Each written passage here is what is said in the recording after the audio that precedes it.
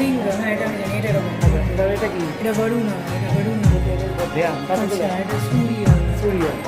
এটা হচ্ছে অপান্না বায়ু। হ্যাঁ এটা তাপ, এটা এর ওপর, এটা এখানে। ওটা গুগল খুলে পেয়ে যাবে।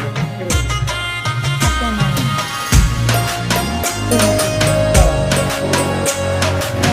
এটা বিরাট ব্যাপার, আমার এখানে আমি তো ওইগুলো পড়াশোনা ব্যাপার আছে শোনা যায় না।